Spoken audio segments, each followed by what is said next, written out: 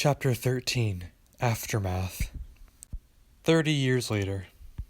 30 years had passed since that moment. Now, I know what you're thinking. Where am I now? What am I doing? Funnily enough, I'm not even alive. I died about a little less than a year after moving in with Max. Wasn't the prettiest of deaths either. Let me just give a quick rundown. Bear with me here, it's a lot. Living with Max and Reginald was the best thing to ever happen to me. Reginald saw me as a daughter and even found me a partner who accepted me, who would later become my fiancé. Unfortunately, Max passed a couple of months before I did, after her husband pushed her down the stairs. This was partially Beatrice's fault because she had told him about Max's apparent cheating, knowing he would hurt her out of anger. He didn't actually mean to kill her, but what happened, happened.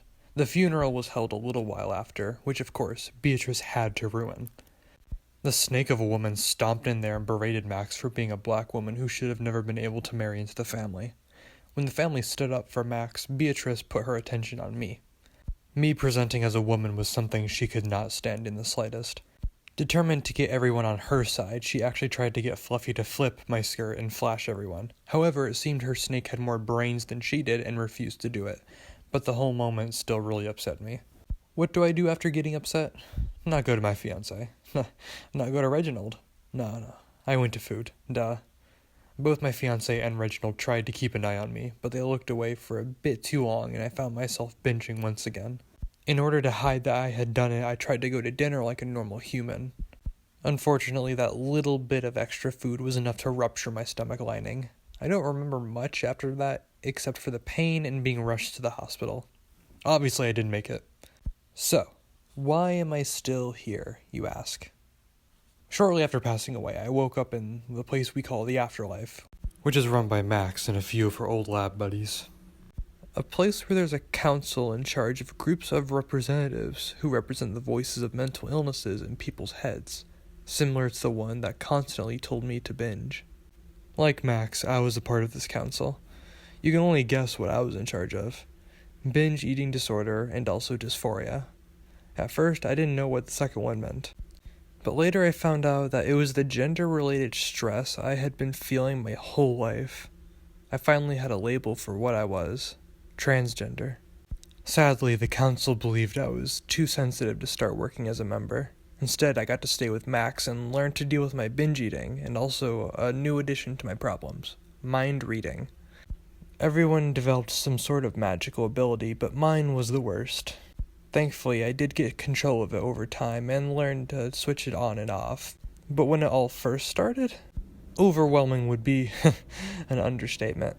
Eventually Rex, the boss for anorexia, ended up being out of commission for the foreseeable future, and I took over for him for nearly 20 years until his best friend joined the council. From there, I was able to start working as the council member I was meant to be. I got my own group of representatives and things got up and running. I believe that sums everything up. Now things are much better. Yeah, binging is still a very big issue for me, and occasionally I will binge bad enough that I end up rupturing my stomach lining again and need a trip to the hospital, but it could be worse. However, there is one thing I worried about a lot. More so lately than in the past. What happened to Mum? I couldn't help but wonder if she was okay, or if she even knew I was dead. As the afterlife was connected to heaven and hell, Max and I recently started visiting Reginald in heaven since he recently passed. According to him, he told my mother about my death, but I did worry if it was true or not. There was the possibility he was only saying it to keep me calm. Over time, I worried more and more about it. It wasn't helping that I knew her time was coming. Soon she would be gone from the living world, which allowed me to see her again. I just didn't know when I would be able to.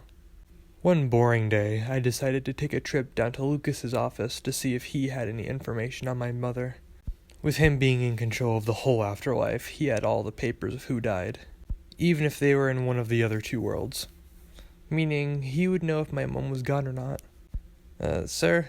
I cracked open the door to his office a bit. May I come in? This is about your mother, isn't it? He said flatly. Never in my life have I met someone so flat. I doubted the man ever knew what emotions were. Yeah, have you seen anything about her? Last name's Murphy, correct? Yes, sir. She's in heaven. Just got there the other day. Would you like me to send a visit request? My eyes lit up. Oh yes, please, thank you so much. Not reading my expression, he simply nodded and returned to his paperwork. Now all I had to do was wait. I wish I could have visited right then and there, but sadly, visit requests were needed so people didn't travel from place to place and try to hide there. 2 days later, I was at the Golden Gates. An angel was there to greet me and lead the way.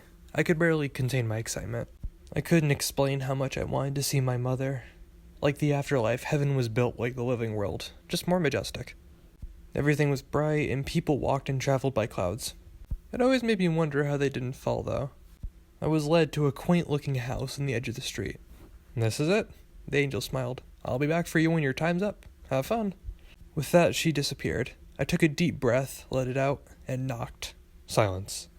Nervously, I waited for someone to answer. What if I got the wrong house? Maybe Lucas got the wrong person. What if she wasn't even home? "Hello?" The door opened, and I heard a voice that I hadn't heard in years. But not the one I was expecting. Instead of my mother, it was my father, who looked much older and exhausted. One look at me, and he looked very puzzled. Adam?" Avon, actually," I mumbled. I changed my name." He froze for a moment before looking apologetic. "Oh, right, sorry. It's just... It's been so long since I've seen you." I guess it was an automatic response. Why don't you come in? Your mother will be very happy to see you." Hesitantly, I let myself in. A huge part of me still feared my dad, even though he looked so much gentler now. The very first thing I noticed when I entered the house was the wintry blue dress that I loved all those years ago. I froze when I saw it hanging on the nearby closet door. She really kept it all this time? If it wasn't for Dad giving me an impatient look, I would have stared at it a while longer. Not wanting to cause a fight so soon, I tore my eyes away and followed him. He walked with me down the hallway into the small living room where Mum was sitting on the couch. Like Dad, she looked much older. White hair replaced the once reddish-brown hair, and she had the stereotypical wrinkled look. We locked eyes, and both of us took a moment before running towards each other.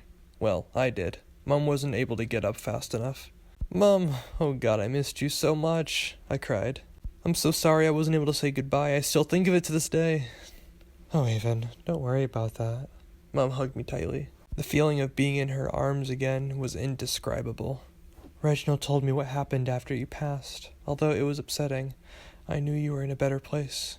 You were too good for that world." "I still feel bad," I sniffed. "Don't, okay? We're reunited again, so that's all that matters." With my best smile and nod, I pulled back and wiped tears out of my eyes. As I sat down next to her, Dad joined us in the chair next to me. Like normal, he looked like he had something to say. I braced myself for the worst. The chances of him changing were so small that it wasn't even worth hoping for. "So I heard you got yourself a fiancé," Dad said pretty bluntly. Clearly, it wasn't what he wanted to say. "I met with the man after Reginald told your mother everything. Very sweet guy." "Yeah, he is," I nodded. "I figure we will still be good friends when his time comes. Relationships aren't something easy to do when it's between worlds like this." "I don't doubt it," he nodded. Awkward silence. Mum gave him a look before rolling her eyes. "Come on, Mark," she exclaimed. "Be a man and say what you've got to say." Dad gave her a look before looking at me with a very apologetic expression. Avon, I'm sorry for how I treated you. I was a terrible father to you." I was shocked. Dad was apologizing? As a true Canadian would say, eh? "I knew you were happier presenting as a woman deep down, but I could never accept it. I had all these dreams of you being the perfect son, and I failed to see I had a perfect daughter. I caused you more harm than good. I blame myself for the binge-eating habits you picked up on, and I hope you can forgive me." "I forgive you," I said after taking a moment to process it all. The look on Dad's face said it all. All those years of blaming himself were over. He finally had his daughter back. "Thank you," Dad nodded, clearly trying to be a man and not cry. Once again, awkward silence. "So, tell us what's been going on," Mum said after a while of silence. "What have you been up to?" With a smile, I told them everything. Not one detail was missing. We talked right up until I had to leave. Even then, I had more stories to tell for our next meetup. At any chance I could, I would visit them. Family time was something I didn't get a lot of as a kid, so this was finally the time to enjoy it. And enjoy it I did. Not as their son, of course, but as their proud daughter. The end. Hey everyone, this is me, Kappa, like weeks away from this ever being published, so bear with me. Hope you liked the story, by the way. I worked pretty hard on dubbing it. Cyan worked really hard on making it. He makes the best stories. This story was actually released on my birthday when it first came out, so I binged this one. I mean that in no pun. Please don't take that as a pun. But it was super fun. I love using my voice, I love using my voice, just for all the weirdest shit. All the funny shits and giggles, huh? I get too caught up in myself. As for what I plan to do now, probably do like a big review or retrospective looking at Ashes to Flames as a whole, as a story. And then, who knows from there? Maybe I'll dub something else. Some other story, an already existing one, or maybe I'll wait until there is another one. Who knows? How deep can I go? That's debatable on whether I can dub it all. Sorry, Cyan. You just made too many chapters. You made too many. One of the best pieces of literature I have read, but damn, is it rivaling Crime and Punishment for which one I would rather read a second time? But thank you for everyone who stuck through that and bared through it and, watched or listened to my audiobook, basically, of Ashes to Flames. I really do hope I get to do this for you guys again another time. Because I do love using my voice. It's a gift I've been told I have, so, I mean, I would love to show off some other voices, Show off some other voices. I didn't get to show off my voice, but I do have a voice to show off. Now it is just me showing off my voice. Now this is just me showing off my voice. Well, I've got to go, so you all have a bloody good day. As I work on my accents so they aren't total trash. See you guys next time.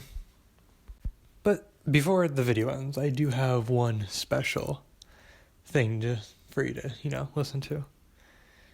The standard parish just didn't seem up to par for this final one, so let me give you something a bit more special. Alright, so 3, 2, 1. Wait, let me get my voice ready. Okay. 3, 2. You Fine. can't You rush. You count off You then. can't rush perfection, Jared. Oh my gosh. Fine, then you do it. You count off. Okay. It's so weird. Okay. 3, 2, 1. I'm gonna die if you ever tell anyone that was me in the recording. I will just die of embarrassment. I would never. I keep my promises.